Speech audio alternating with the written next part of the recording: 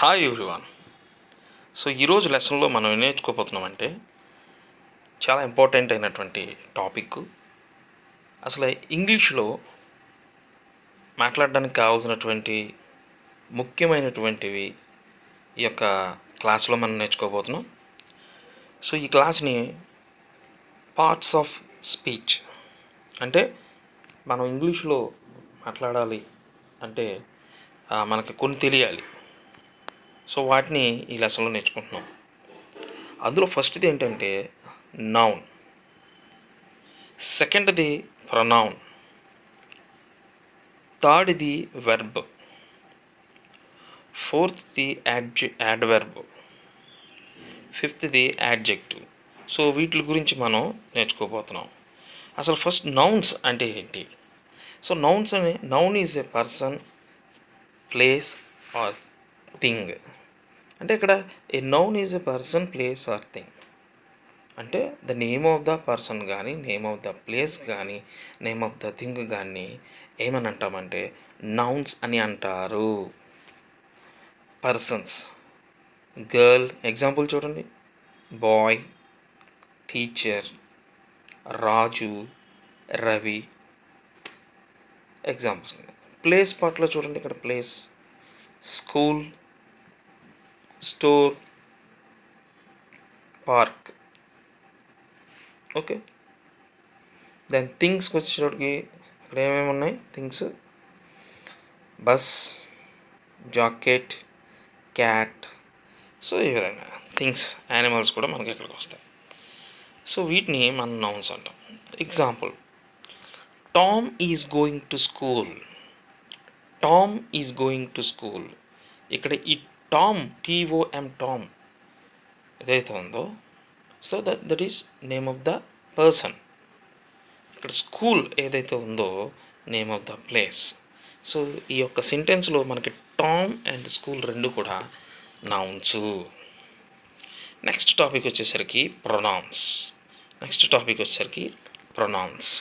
Pronounce అంటే ఏంటి? A pronoun is used in the place of a noun. A pronoun is used in place of a noun. అంటే it is an easy way to name a person, a place, thing. అంటే నౌన్కి బదులుగా వాడేదాన్నే pronoun అంటారు. అంటే noun ప్లేస్లో మనం ఉపయోగించేటువంటి కొన్ని పదాలని ప్రొనౌన్స్ అంటారు. ఆ పదాలు ఏంటంటే ఇక్కడ కింద ఉన్నాయి చూడండి. ఆ పదాలు ఏమన్నాయి ఇక్కడ చూడండి. She, he, they, I, we, you. So ఇలాగా. సో వీటిని మనం ఉపయోగిస్తుంటాం. Next, so are you having fun?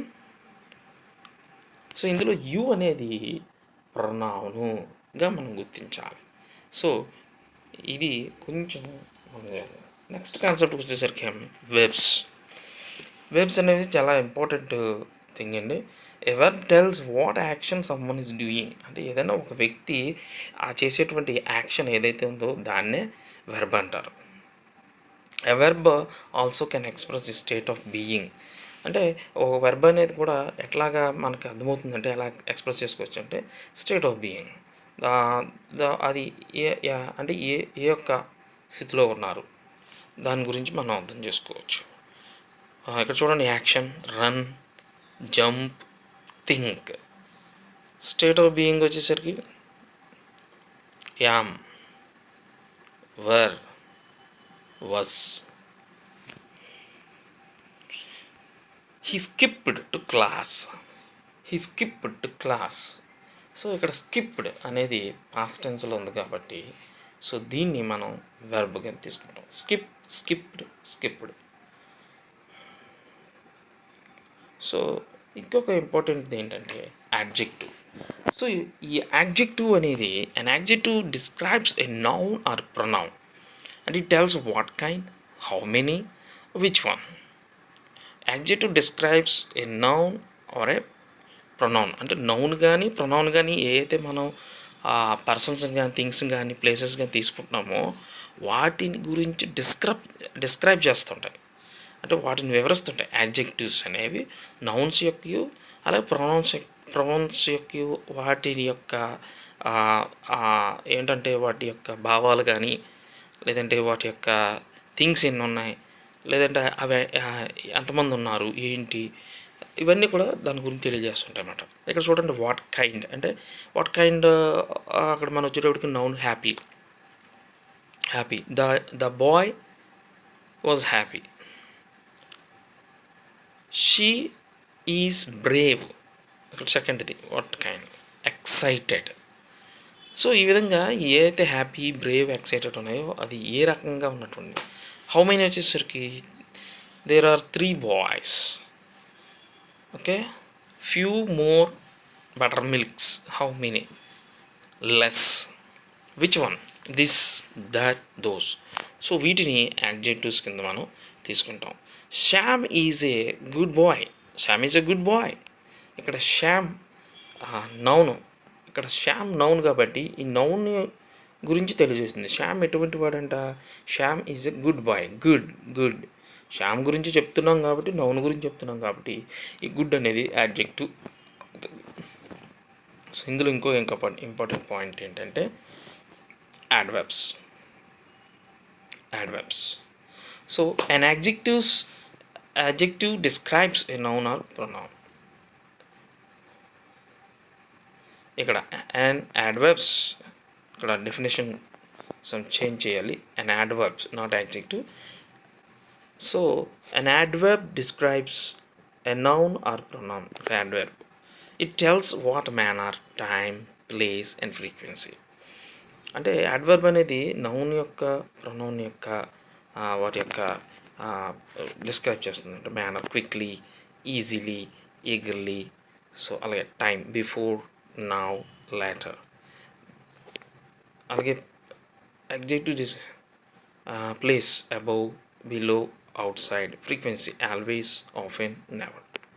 So ఈ యాడ్వర్బ్స్ గురించి మనం అర్థం చేసుకోవాలంటే నెక్స్ట్ చూడండి, షీ రైట్స్ నీట్లీ. అంటే ఇక్కడ వెర్బ్ ఏంటి? రైట్స్. ఈ రైట్ ఏ విధంగా అంటే రాయడం ఏ విధంగా రాసింది? నీట్లీ. షీ రైట్స్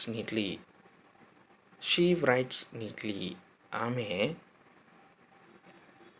నీట్గా రాసింది, అంటే చాలా క్లీన్గా రాసింది. సో ఈ విధంగా మనం ఇంకొక ఎగ్జాంపుల్ చూస్తే హీ ప్లేస్ వెల్. అంటే అతడు చాలా బాగా ఆడాడు. ఎలా ఆడాడు? బాగా ఆడాడు.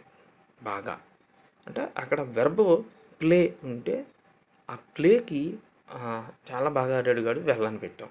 He plays well. సో ఆ విధంగా మనం అర్థం చేసుకోవచ్చు. సో చాలా థ్యాంక్ యూ. మీరు స్కిప్ చేయకుండా ఫస్ట్ నుంచి లాస్ట్ వరకు ఈ క్లాస్ విన్నారు. మీ అందరికీ చాలా థ్యాంక్ యూ. సో మీకు ఈ క్లాస్ నచ్చితే లైక్ చేయండి, సబ్స్క్రైబ్ చేయండి. అలాగే ఎవరైతే మీ ఫ్రెండ్స్ ఉన్నారో, నేర్చుకోవడానికి ఇంట్రెస్ట్గా ఉన్నారో, మీ ఫ్యామిలీ మెంబర్స్కి మీరు దయచేసి ఈ యొక్క వీడియోని షేర్ చేయాలని మిమ్మల్ని రిక్వెస్ట్ చేస్తున్నాను. Thank you so much.